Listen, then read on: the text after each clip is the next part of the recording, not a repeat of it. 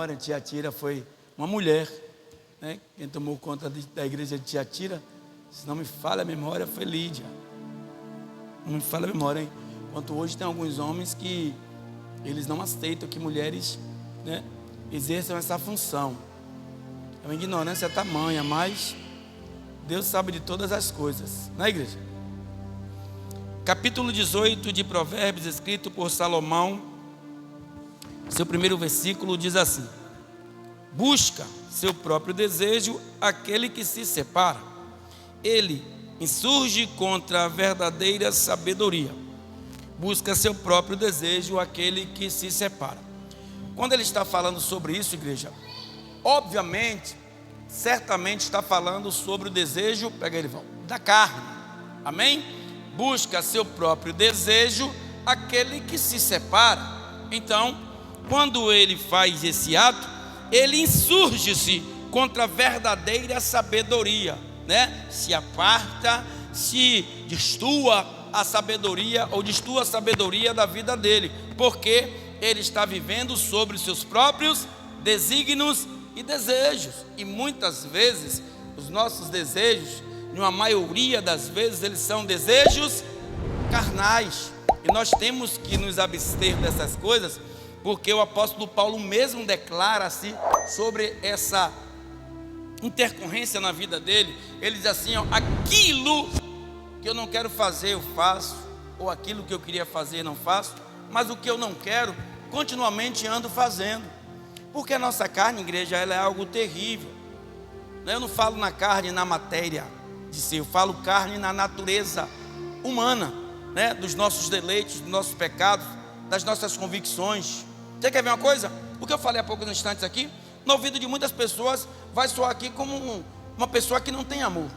Mas eu tenho amor.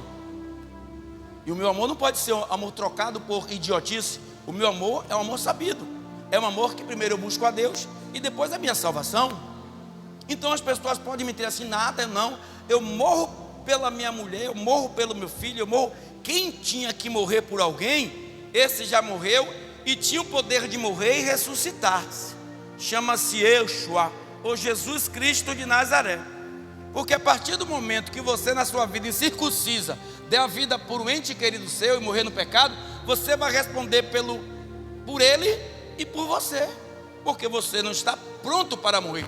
Jesus morreu, entenda bem, levando sobre si todas as nossas dores e enfermidades. O castigo do pecado, né, que estava em nós, estava sobre ele, ele trazendo sobre nós uma paz. Então ele ressuscitou daquela morte pecaminosa. E você não pode ressuscitar. Eu não posso ressuscitar. Eu não posso dar a vida por um ente querido no pecado. A única coisa que eu posso dar a ele é a palavra de Deus. Então o que é que ele está dizendo aqui, ó? Busca, não é buscai. Busca seu próprio desejo aquele que se separa. Ou seja, se separa de tudo. Se separa da palavra, se separa do conhecimento. E ele vai dizer aqui, ó, se separa também da sabedoria, porque ele insurge-se contra a verdadeira sabedoria. E a verdadeira sabedoria, ela provém de Deus, igreja.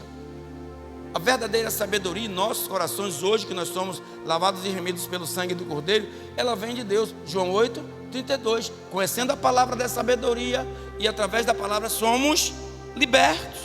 Versículo 2: não toma prazer o tolo no entendimento, senão em que se descubra o seu coração. De novo, a mesma coisa. Tolo não quer ouvir entendimento, não quer ouvir exortação, não quer ouvir ensinamento, quer viver sobre os desígnios do seu coração. Tricotomia, corpo, alma e espírito. A alma suscita de emoções. Então tem pessoas que gostam de viver emotivamente. Como eu falei aqui, às vezes, vou dizer de novo, poxa pastor, muitas pessoas saíram daqui pela forma rúdica do senhor pregar, e continue saindo. Mas pastor, se a igreja ficar vazia, vou voltar a um tema passado no Evangelho. Jesus curou, como nós fizemos aqui, oramos, pessoas foram curadas, pessoas abriram-se madre, pessoas foram libertas, pessoas receberam cesta básicas, pessoas receberam visitas, mas na hora da exortação, todos se esvairiram. Jesus olhou para trás e disse: vocês também não vão, não? Pedro, Tiago, João, Mateus e os demais, Judas, eles não. Pedro se antecipou. Para onde nós iremos? Se só o Senhor tem a palavra da vida eterna. Então, quando eu falo acerca dessa situação, de que nós não devemos levar as coisas hoje emotivamente, no nosso coração, é porque Jesus, ele é amor, igreja, mas ele é justiça também. Deus, ele é amor, mas ele é justiça também. Deus podia, como fez com Lázaro, o Messias, como fez com o filho da viúva de Naim, Deus podia fazer como fez com a filha da Sunamita, o filho, perdão. Deus podia fazer como outras pessoas que ele salvou e curou, fazer também com Judas. Porque o pecado de Judas não é um pecado, era um pecado da ganância, do dinheiro, né? Do poder. Não um pecado que foi blasfêmia contra o Espírito Santo, que é o único pecado que não nos leva à salvação. Foi um pecado natural. E Jesus não o poupou, disse: olha, dentre vós aqui tem um que vai me trair hoje. Começaram até aquela discussão entre eles. E aí Jesus disse a Judas: vai e vai fazer o que você tem que fazer, mas vai depressa. Jesus já preso, poderia ali, em um dos cenários da época, em um acontecimento, Jesus se debater com Judas, mesmo estando preso, levado, porque ele passou na rua sendo levado de um lugar para outro para ser ali interrogado pelos magistrados, pelos concílios da época, e poderia, né, ter um encontro entre ele e Judas, e ele dizer a Judas: Judas, eu te perdoo.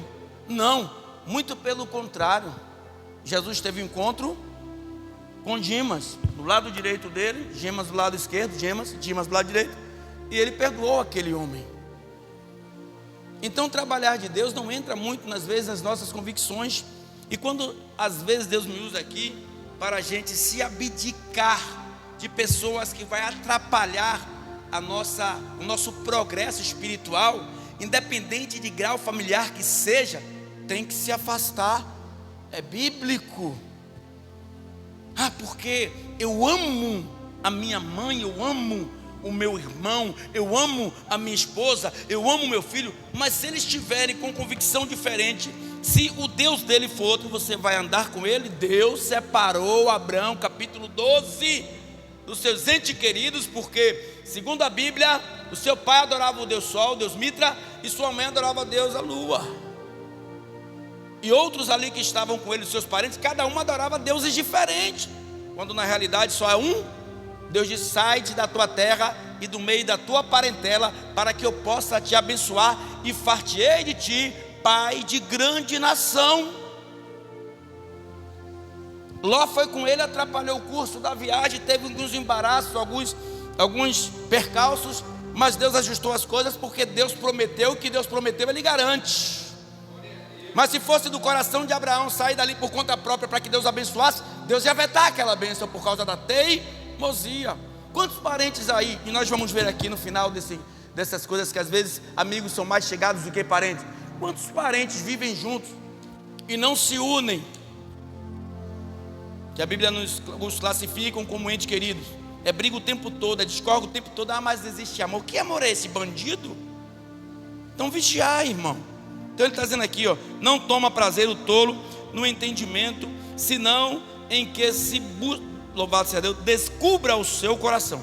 Vindo o ímpio, versículo 3, vem também o desprezo, e com ele a ignominia e vergonha. Ignominia é desonra em praça pública, e a pessoa ser desonrada na frente de dezenas, centenas e milhares de pessoas.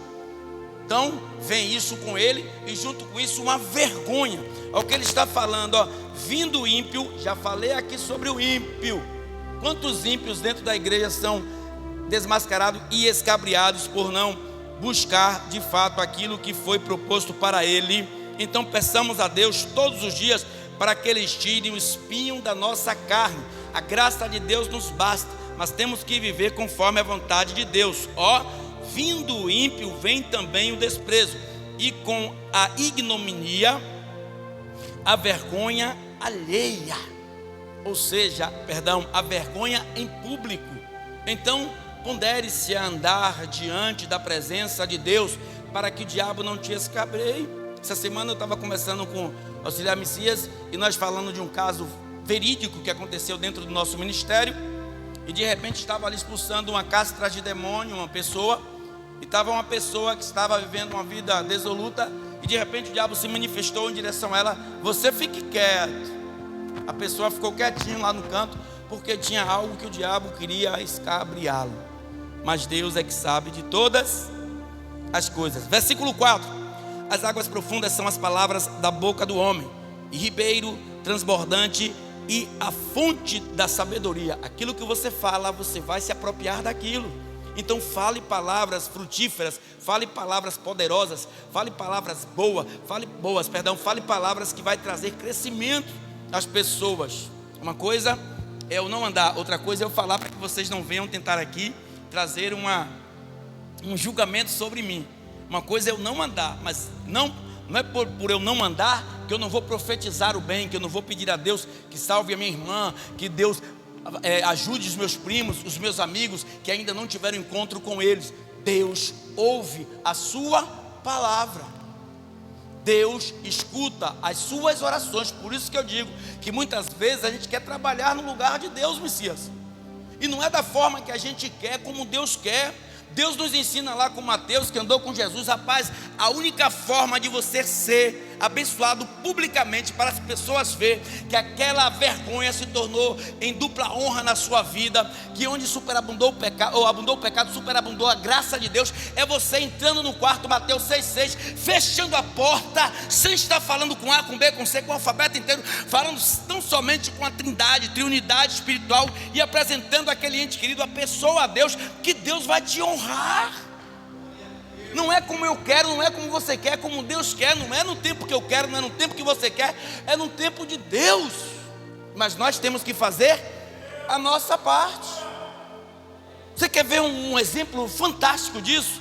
A sunamita. Ela poderia parar ali no meio do campo, ali, chegar para o marido desesperado: ah, nosso filho está morrendo, vem cá. Não. Ela desesperadamente correu, mas com consciência. O marido parou: o que aconteceu? Vou ver o homem de Deus. Mas não é dia. Fique calmo, eu sei o que eu estou fazendo. Eu não vou a soldado se eu tenho, como ir até o general. Eu não vou a soldado, eu vou a uma patente maior. Ela disse: eu sei onde eu vou. Bateu na porta certa. Ela poderia falar com o marido, poderia falar com os trabalhadores, poderia falar com a cidade toda. Não. Geazi veio, o almoço dele veio. Ela disse: eu quero o Senhor, não quero intermediário, eu quero o Senhor. Porque foi através da vida do Senhor, não pelo Senhor, mas através da vida do Senhor que Ele abriu a minha madre. Abriu a minha madre. E se Ele abriu a minha madre e meu filho ficou doente, Ele é o Deus que liga, ou que dá a ferida, ou que faz a ferida, e é o mesmo Deus que a ligará. Ele vai curar meu filho, mas através da sua vida. Então bata na porta certa. Para de ficar o tempo todo chorando, lamuriando. Para! Não pense que Deus vai ouvir a sua penitência o tempo todo, você chorando. Não já falou com Ele? Ore com sinceridade. Se Deus ouvisse lamúria, 22 anos, segundo alguns historiadores, Ana tinha aberto a madre muito antes, 22 anos depois, quando ela parou de falar bobagem, quando ela parou de ficar chorando no pé de Eucana, quando ela parou de ficar se confrontando com Penina, ela disse: poxa, hoje eu quero algo especial, Senhor. Eu quero que o Senhor abra minha madre, não para me glorificar, mas para a glorificação do Teu nome. Quando esse menino desmamar, ele vai ser sacerdote da sua casa. Se tornou um profeta de Deus, e juiz e profeta do Senhor. Então vigia, saiba como andar com Cristo nessa geração tão pobre e pecaminosa, tão vil e sórdida. Versículo de número 5: não é bom ter respeito à pessoa do ímpio, ou seja, não é bom respeitar o ímpio, para derribar o justo em juízo. Ou seja, quantos de nós, igreja, nos associamos à pessoa que não ora, que não jejuma? Falei isso aqui a semana passada. A pessoa que não busca, para ficar contendendo com outras pessoas dentro da igreja. Olha o que ele diz, versículo 5, ó: não é bom, não é bom. E o que não é bom é ruim. Qual é o contrário de bom? Ruim. Não é bom ter respeito à pessoa do ímpio, para derrubar o justo em juízo. Onde é que nós estamos justificados em juízo? Na presença do Deus Altíssimo. Então isso não é bom. Vigia, em nome de Jesus. Até quando cochearás em dois pensamentos? Versículo 6: os lábios do tolo entram na contenda, e a sua boca brada por açoites. Eu já falei sobre isso aqui, por isso que eu não vou repetir, né? Traz confusão, traz guerra, traz coisas horrendas, choros, tristeza, até morte. O lábio de pessoas tolas, né? Entra em contenda, e a sua boca brada por açoites. Açoites nós sabemos, né? Ele está aqui dando significado de coisas horrendas, né? Açoitado, ninguém quer ser açoitado. Então são coisas que derrubam sangue e vai fazer com que caiam lágrimas e coisas dessa natureza. Versículo de número 7. A boca do tolo, mesma coisa. 6, 7, 8 só sequências. A boca do tolo é a sua própria destruição, e os seus lábios um laço para a sua alma, ou seja, vai laçar sua alma nas profundezas do inferno. As palavras do linguareiro são como doces bocados,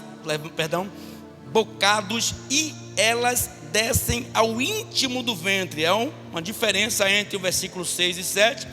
Usa a língua para o mal e atrai a maldição, como em relação ao versículo 8. As palavras do linguareiro são como doces bocados, e elas descem ao íntimo do ventre como coisas adocicadas, coisas que vão fazer bem, coisas que vão trazer alento. Versículo 9: também o negligente na sua obra é irmão do desperdiçador. A pessoa que é negligente, que não consegue se controlar, que não consegue pôr a tua vida em um patamar onde possa usufruir. Tem aquele ditado humano, né? Ponha o chapéu onde sua mão alcança. Tem gente que pega o chapéu, bota num lugar que necessita de um banco para tirar o chapéu de lá. Desnecessariamente, estou falando isso hipoteticamente. É você gastar mais do que ganha. É você ser presunçoso, ter uma pessoa que, não, eu faço assim porque eu sei que amanhã depois eu tenho outra vez. Não é assim, igreja. Quem come guarda, come. Mas quem come tudo de uma vez só, no outro dia vai passar. Então tem que viver na igreja em todos os seus parâmetros, fisicamente, emocionalmente, espiritualmente, conjugalmente, familiarmente, mas de uma forma concisa com aquilo que Deus nos ensina. Porque tem muitos crentes pagando preço aí. É o que está em Eclesiastes, capítulo 3. Tudo que você planta, de fato você vai colher. Então a gente tem que fazer por onde? Pensar sempre no amanhã. O crente deveria pensar sempre no amanhã. Por quê? O amanhã vem a minha salvação ou a minha condenação. Porque eu vivo hoje baseado no que vai acontecer na minha vida amanhã. Se eu morrer amanhã, o que foi que eu fiz? O que é que eu tenho para apresentar a Deus? Lá em Apocalipse 20, 12. Que obras foram feitas, Agnaldo, através da minha vida, para que eu possa ser salvo, para que eu possa ser achado na graça, através dos olhos de Deus.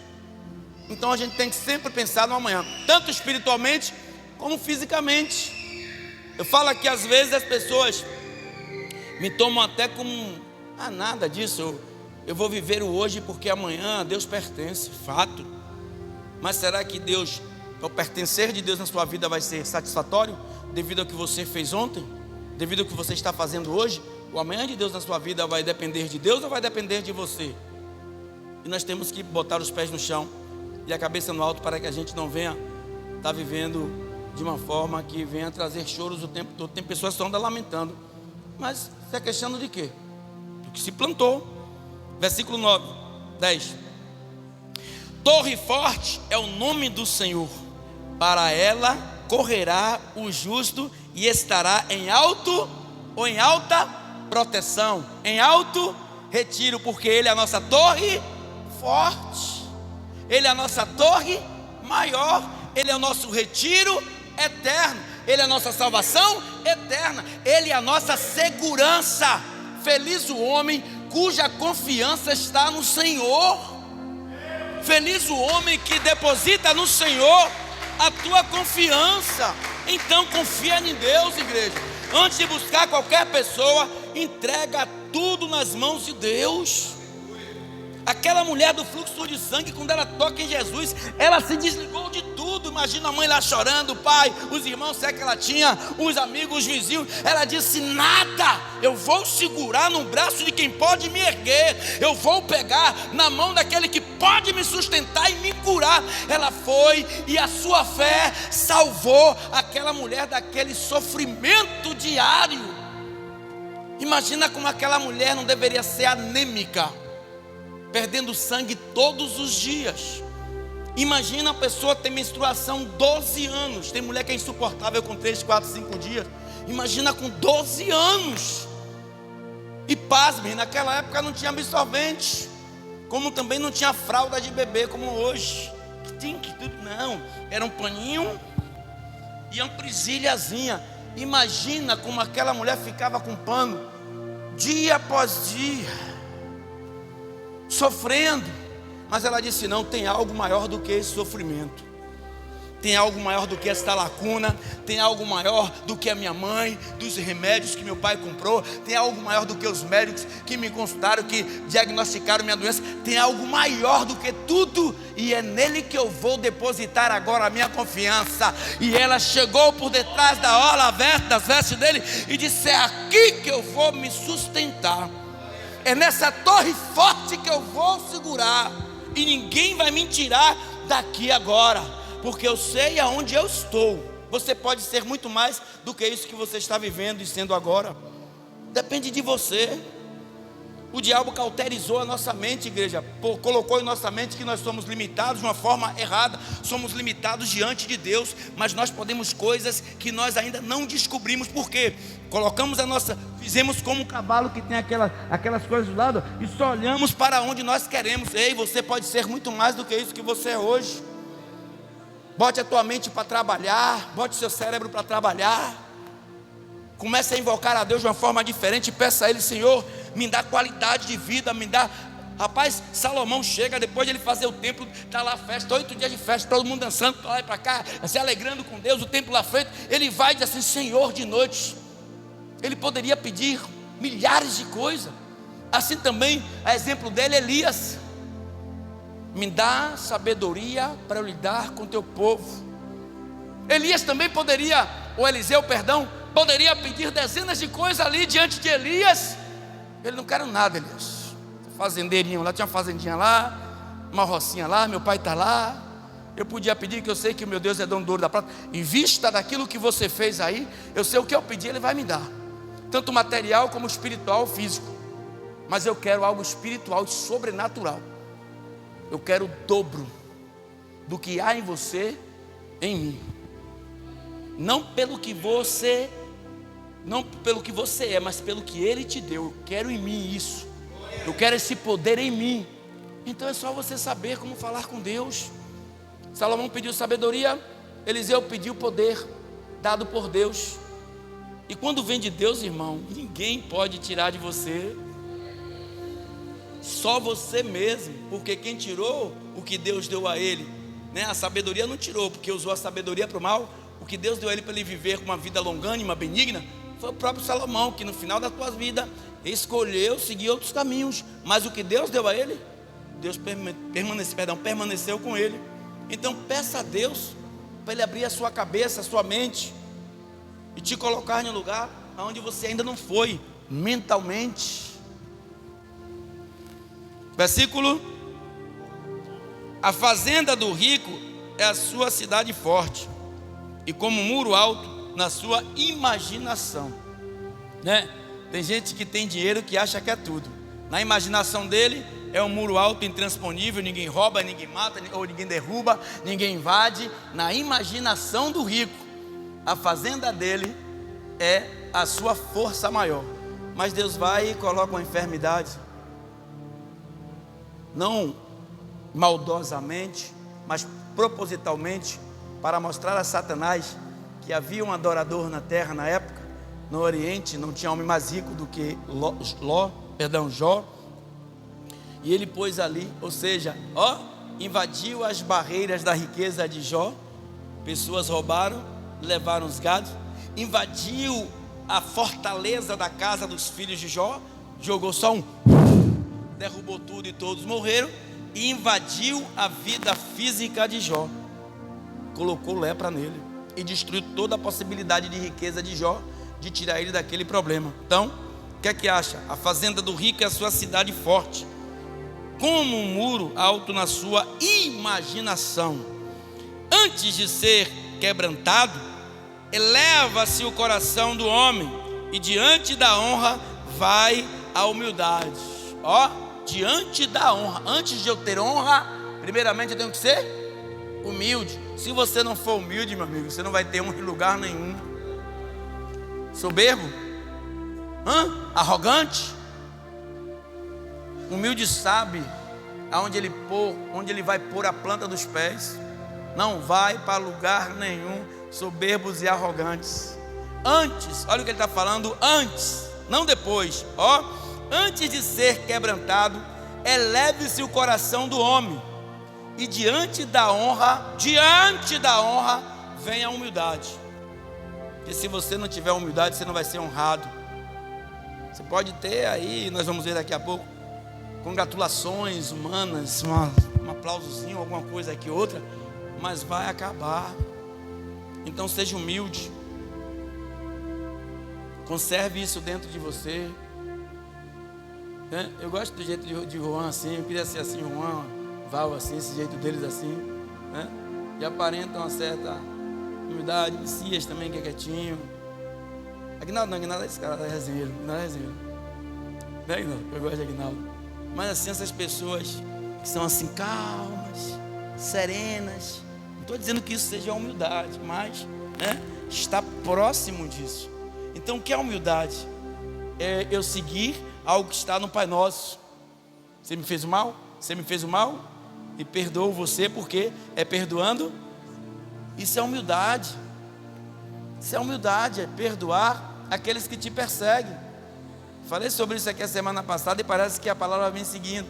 Pastor, eu vou perdoar quantas vezes? Já fez o mal durante todo ano em minha vida, eu tenho que perdoar? Perdoe, porque é assim que Deus quer que você seja honrado. Senão você não vai ter honra. Senão você não vai ser honrado perante os homens, principalmente perante os seus inimigos. Versículo 13. Olha para isso, que interessante, né, igreja? O menino vai me perguntar uma coisa. Calma, rapaz, calma, não é isso. Não! Não foi isso, não, me perdoe. Ó. Cadê? Responder antes de ouvir é estutícia, ou seja, burrice, tolice, ignorância. Responder antes de ouvir é uma babaquice. Ó, responder antes de ouvir, louvado seja Deus, é estutícia e vergonha. Quantas pessoas não passam vergonha porque não espera a primeira pessoa terminar a tua pronúncia? Porque o meu direito começa quando o seu termina, e nós temos que entender isso. Espera falar. Porque às vezes não tem um ditado aí mundano que dois bicudos não se beijam? Porque os dois querem falar ao mesmo tempo. Não dá espaço de tempo para que o outro se pronuncie, para que tenha uma retórica. Ou seja, você fala, espere que eu vou estar respondendo aquilo que você colocou diante de mim, para ver se nós chegamos num consenso. É muito melhor do que pegar e criar um turbilhão de problemas por causa de coisas desnecessárias. Então, responder antes de ouvir é estatícia e vergonha. O espírito, 14, o espírito do homem, está falando do espírito natural, não do Espírito Santo, do homem, aliviará a sua enfermidade. O espírito do homem aliviará a sua enfermidade, mas ao espírito abatido, quem o levantará? O espírito do homem. Você pode estar passando por qualquer problema que seja, mas se você tiver com o espírito elevado à presença do Senhor, aquele problema vai vir e ele vai passar como um vento diante da sua vida, porque você está aquebrantado, você está ligado com as coisas de Deus. O espírito do homem aliviará a sua enfermidade. Se você está com Deus, mesmo passando por problema, você vai orar, você vai jejuar, e Deus vai te conceder ali a bênção, Deus vai te conceder a cura, Deus vai te conceder o milagre, porque você orando, Deus vai te aliviando daqueles problemas, das consequências que aquele problema pode trazer. Mas o espírito abatido, quem o levantará? Se você não quer se levantar, está abatido espiritualmente, como é que você vai ser curado de enfermidade, se aquela enfermidade que foi acometida pela tua vida, você bateu o martelo e disse, não, eu vou morrer, não dá mais para mim. porque você se abateu espiritualmente, você não tem forças mais para orar, não tem forças para jejuar, e não acredita, consequentemente, mais em Deus, que Deus pode abrir portas onde nem parede há para te curar. Deus abriu a porta lá em Jericó, quando o Bartimeu estava lá na porta, pedindo esmola, cego de nascença. O que foi que Deus fez? Jesus, quando passou, uma porta se abriu. Jesus, filho de Davi, tem compaixão de mim? Então, por quê? Ele estava cego, mas o espírito dele estava preparado para receber. Se ele tivesse com o espírito abatido ali ele ficava, Jesus passava, ele nem queria ouvir, ou ele nem dava assunto, mas ele estava ligado com a promessa dele. Versículo 15: o coração do sábio adquire o conhecimento, e o ouvido dos sábios busca, o coração do sábio adquire o conhecimento, e o ouvido dos sábios busca a ciência. Ou seja, tanto conhecimento de coisas naturais, espirituais, como ciência, coisas físicas, coisas seculares. Então, você tendo ouvidos apurados e os olhos atentos àquilo para que Deus quer falar com você, você vai adquirir, louvado seja Deus, coisas que vai agradar o coração de Deus. Versículo 16: o presente do homem alegra-lhe o caminho e leva-o à presença dos grandes, né? Sua vida presente, como é que você está vivendo agora? A sua vida, como eu falei, sempre vivendo hoje, pensando no amanhã, né? O presente do homem alarga-lhe o caminho, ou seja, você vai achar possibilidades e leva-o à presença de grandes, de coisas que talvez, como eu falei aqui há poucos instantes, você não imagina, porque você não sabe a capacidade que você tem. Fica se limitando diante as coisas que se levantam contra a vida de vocês, se colocando sempre para baixo. Você é muito mais daquilo que você imagina, porque você tem um pai que é dono de tudo. O Criador que te fez, Ele é um mestre em sabedoria, e não há mais do que Ele. Então, se eu sou filho dEle, eu tenho que herdar alguma coisa dEle, eu tenho que usufruir de algo que Ele deixou para mim. Então, que não sejamos tolos nessa situação, mas que sejamos... Quantas pessoas você vê entrar em empresas aí como zelador e se tornou um diretor de uma empresa? Será que ele achava na mente dele que ele tinha capacidade para aquilo? Ou ele projetou aquilo dentro dele? Eu posso ser isso, eu posso ser aquilo, eu posso conquistar, eu posso ser mais, eu posso subir um degrau. Mas se você quiser viver na mesmice, você nunca vai alcançar algo maior, porque está achando que isso que você está vivendo é satisfatório. Mas entenda uma coisa: você pode alcançar muito mais do que você já alcançou até hoje. Mas tem gente que gosta de viver no marasmo, naquilo, está naquele emprego ali, não procura, se deslocar daquilo, nem que seja mentalmente, para procurar uma outra área, não, fica naquela direto. Procura a igreja, dá um passo para que Deus dê 99 diante de você. Aí você fica se colocando ou se comparando com mais fulano, mais ciclano. Mas Deus, Ele pode tudo, e eu posso tudo naquele que me fortalece, porque é Ele que deposita força em mim. Amém? Versículo: o que primeiro começa o seu pleito, justo parece, mas vem o seu companheiro e o examina. Pleito, defesa do ponto de vista da pessoa jurídica. Ou seja, o que primeiro acha que está certo em tudo, algo que está sendo cogitado em relação a ele, e ele começa primeiro a ter a sua própria defesa, né? O que ele está dizendo? O que primeiro começa o seu pleito, justo parece, mas vem o seu companheiro e o examinará. Ou seja, trazendo para hoje, nós somos testemunhas vivas de Deus. Então, hoje nós temos que dar testemunhos de Deus através de Cristo Jesus com nossas vidas, porque nós temos diversos companheiros que irão nos examinar. E o que é que nós temos mostrado para esses examinadores, entre aspas, caluniadores, para aquelas pessoas que procuram sempre ver o nosso lado mal, porque ninguém quer ver o seu lado bom.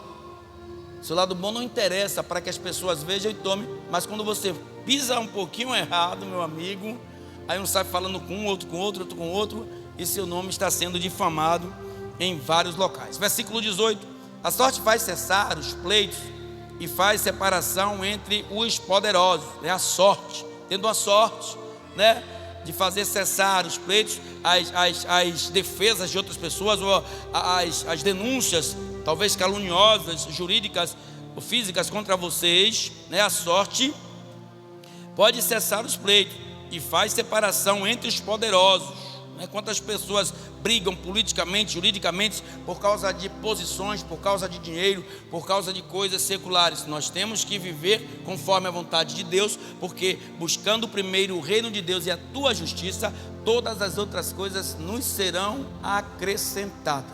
Tudo, principalmente defesa. O irmão ofendido, versículo 19, esse versículo, quando eu li, eu me lembrei de Jacó e de Esaú. O irmão ofendido é mais difícil de conquistar do que uma cidade forte. Ei, você senta ali. Você senta ali. Não, minha mãe. Você senta lá atrás. Você senta lá atrás. Ou desse cara grande, velho. Você senta ali, meu filho. Não fica perguntando. Você, senta lá atrás. Senta ali atrás, por favor. Ou você desse cara grande, velho.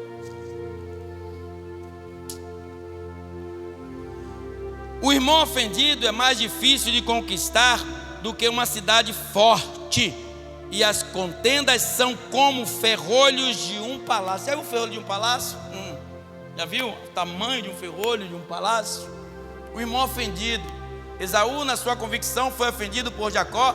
Segundo ele, Jacó roubou o seu direito de primogenitura e a sua bênção, porque ele se passou por Esaú e pegou a bênção na mão de seu pai e foi embora. Então, olha o que ele está. O que foi que Jacó teve que fazer quando retornou? Acho que foram 200 camelas, 200 boi, e deu coisas enormes e mandou que as pessoas levassem primeiro para quebrantar o coração de Esaú, para depois ele chegar para aplacar a ira de Esaú, contra a vida dele. O irmão ofendido é mais difícil de conquistar do que uma cidade forte, e as contendas são como ferrolhos de um palácio, porque quando as pessoas criam contendas, há uma grande dificuldade de amenizar as coisas. Então é melhor que a gente não entre em um problema do que a gente tenha que sair dele, porque imagina o ferrolho de um palácio, para que você possa quebrar aquilo, para que você possa sair desse suposto problema. Então vigia a igreja, em nome de Jesus. Ao invés de vocês criarem inimizade, né, desacordo, cria harmonia, para que Deus possa descer sobre nós a tua graça, a tua misericórdia, a tua vontade de que nós venhamos crescer continuamente.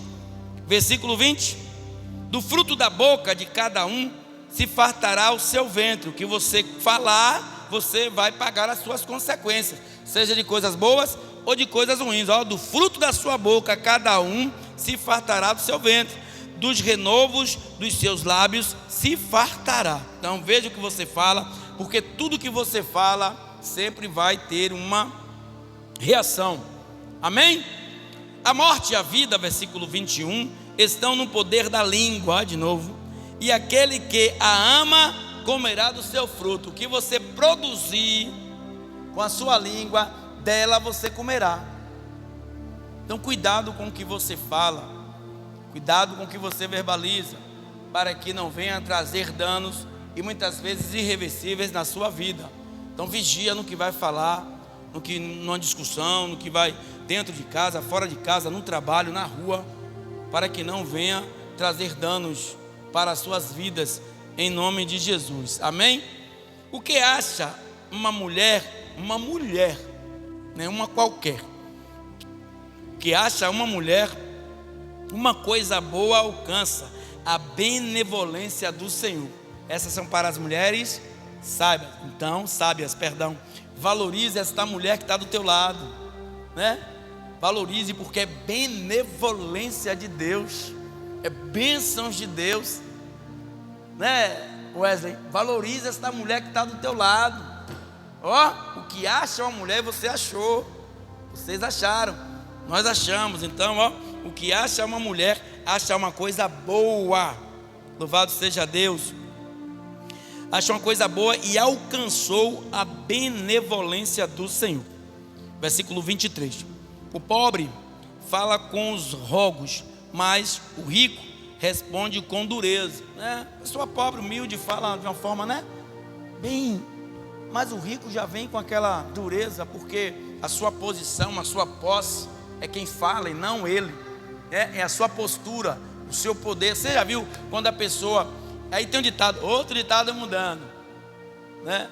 Dê poder ao homem que você verá quem ele é, né? Dê poder. Tem pessoas que você vê que são humildes, são pessoas, né, pacíficas. Em empresas mesmo nós vimos muito isso, né? De repente a pessoa cresce ali de cargo. Você que tomava um cafezinho com ela na padaria na frente, ela vai passar, a pessoa, não estou falando ela mulher não, a pessoa passa por você, fulano, ciclano, ei.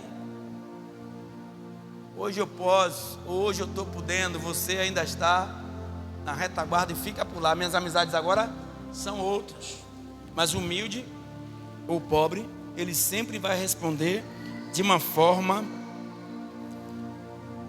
regozijante, atraente, uma forma que vai trazer calmaria, paz, alegria aos nossos corações, porque estão vivendo humildemente.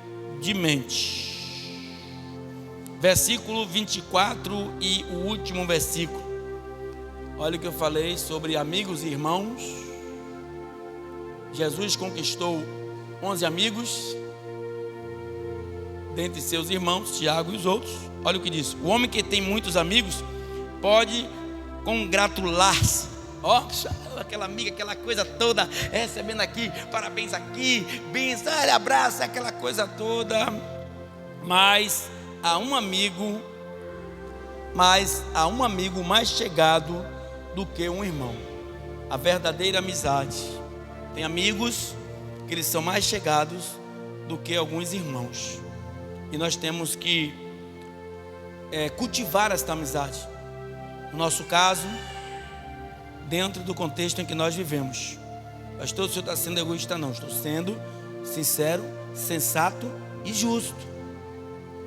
Estou falando nada aqui de encontro à Bíblia. Estou falando nada aqui. Usei o Filho de Deus para trazer referência sobre isso que eu estou falando. Ó, a gente tem que andar com quem anda com Deus. A gente tem que viver com quem vive com Deus. Aí você pode trazer aquela retórica de dizer: ah, mas tem pessoas da igreja que são piores do que a pessoa do mundo, mas está no caminho. Para com essa narrativa fula. Mas está no caminho. Quando diz aquela palavra, isso não é para que nós sigamos ele no que ele faz, que os filhos das trevas são mais prudentes do que os filhos da luz. Não é para eu seguir os filhos das trevas naquilo que ele acredita, não. É para eu ter o brilho que ele tem lá, onde ele está vivendo, com que eu acredito, e que eu seja, né, sábio naquilo que eu estou sendo dirigido, ou que eu estou dirigindo, ou que eu estou seguindo. Então eu tenho que ser mais prudente do que os filhos da treva. Então a gente tem que aprender a viver com isso. É duro, mas eu não saí em momento algum do curso da Bíblia. É a verdade. Mas tem pessoas que são idólatras. Idólatras de filho, idólatras de parentes, idólatras de todo o contexto, de amigos. E Deus, Ele não suporta a idolatria. Ele não divide a glória dele com ninguém. Quando fala-se isso, dá-se a impressão de que é só você estar em outra religião ou está adorando o suposto Deus. Não. Quando você troca Deus pela sua filha, você está adorando ou idolatrando ela, está trocando a glória de Deus por ela. Aí Deus não fala não? Mas nós estamos acostumados a viver em igrejas onde a palavra não se é pregada. As pessoas vivem dissolutamente. Pessoas adorando filhos, pessoas idolatrando e adorando maridos, pessoas idolatrando e adorando esposas. E você acha que Deus está se alegrando disso? Quantas pessoas deixam de fazer as coisas de Deus para idolatrar seu ente querido? Aqui tem um bocado. Tem um bocado, se botar chocalho aqui, misericórdia, eu não durmo a noite toda. Tem que ser sincero e sensato. Então, enquanto você ficar nessa ideologia fula e nessa idolatria, Deus não vai fazer aquilo que Ele tem para fazer. Deus, Ele não vai fazer. Sinto muito em ser sincero e taxativo nisso que eu estou lhe falando. Então, vigiar em nome de Jesus. Eu estou falando isso que às vezes a pessoa está para vir para a igreja, aí falando uma coisa simples, falando uma coisa ao reino, uma coisa simples, uma coisa que temos que estar lá. Não, mas tem aniversário de fulano ali, né? Fulano é minha filha, é minha filha, é que, né? Porque papai e mamãe estavam lá em casa, 5 horas, nunca esqueço isso. Botei os dois para fora. Papai, mamãe, ó, vocês já foram para o seu culto, o culto de vocês de manhã? Sarta fora, casa é minha, ó, pica a mula papai, pica a mula mamãezinha, já beijei, já almoçamos, já conversamos, ó, sarta fora que eu vou adorar. Eu amo vocês, mas eu adoro a Deus. Não troque a graça, não troque o amor, não troque a fidelidade de Deus com ninguém. Tem muitas pessoas aqui que não concordam, não estou ligando não. Cada um faz da sua vida o que quiser, como eu digo sempre no início, ó, a minha salvação, ela independe de vocês, ela depende exclusivamente de mim. Mas eu tenho que servir e seguir a Deus naquilo que eu acredito. E o que é que eu acredito? Que Ele é o único Salvador suficiente da minha vida. E eu tenho visto Ele fazer coisas por mim que eu nunca imaginaria, que eu nunca conseguiria, porque eu sei o Deus que eu sirvo. E esse livro aqui, este livro, ele me ensinou coisas que ninguém, nem os que nasceram, nem os que estão aqui, nem os que vão nascer, nunca poderiam me ensinar. É fazer dele a minha prova de vida, viver com ele, por ele e viver para ele. Então eu tenho que entender isso. É duro, mas é real. É duro, mas é bíblico. Então, não troque a glória por idolatria. Deus, Aguinaldo, não divide a glória dele com ninguém. E se nós estamos aqui é porque acreditamos em Deus. Então, fica aí colocando pedestal, né? Em A, em B, em C, e esqueça de Deus, para você ver onde é que você vai chegar. Você pode até dar uma decolada, mas quem está como piloto da aeronave é Ele. Vocês podem até entrar no meio e estar no meio do mar, mas o timoneiro é Ele. Você pode até pegar uma ferrovia, mas o chefe da ferrovia é Ele. Então, quando Ele quiser, Ele destrilha o trem. Quando Ele quiser, Ele afunda a embarcação. Quando Ele quiser, Ele faz avião cair. Aí a gente volta a estaca zero, pedindo aquele que é para ser adorado, para ajudar aquele que eu estava ou aquela que eu estava idolatrando. Buscar o Senhor enquanto se pode achar, invocar Ele quando está perto, para que Ele possa justificar as nossas vidas. Vai em algumas igrejas para você ver se vai pregar isso. Não pregam. Sabe por quê, Aguinaldo? O povo não quer. É difícil entrar no coração de um povo, trocar a sua mãe por Deus. É difícil entrar no coração do povo, trocar sua filhinha por Deus, né, varoas? É difícil entrar no coração do povo, trocar seu marido, seu filho por Deus. Amor é uma coisa, adoração é outra. Amor fraternal é uma coisa, o amor ágape é outra. Então não compare, que você nunca vai achar uma igualdade nisso, entre o amor ágape de um amor fraternal. Nunca. Porque o amor fraternal trai, mente, abandona, isola, maltrata. Mas o amor ágape dá vida. O amor ágape está plantando para você lá nos céus algo que nenhuma dessas pessoas que vocês idolatram, vão plantar. Então vigia em nome de Jesus. Deus, ele tem que ser a prioridade em nossas vidas. Eu amo toda a minha família, mas não troco nenhum deles, nenhum, estou aqui em cima, Deus sabe, nenhum deles por Deus. Pastor, eu vou preparar e levar, vou chorar, mas eu não vou trocar Deus por isso. É assim que o Senhor vai fazer, Pai? Ele é. Prepara e leva. Passei por esse episódio com minha mãe e com meu pai, tentando recuperar a saúde dele através de orações, mas Deus não quis. Deus preparou e levou. Que direi, pois, se Deus é por nós, quem será contra nós? Que vai nos separar do amor de Cristo? A perda de uma mãe? A perda de um pai? A perda de um filho? A perda de uma esposa? A perda de um marido? A perda de um emprego? A perda de uma saúde? Será que isso vai te separar do amor de Cristo? Então você não está preparado para morar com Ele nos céus.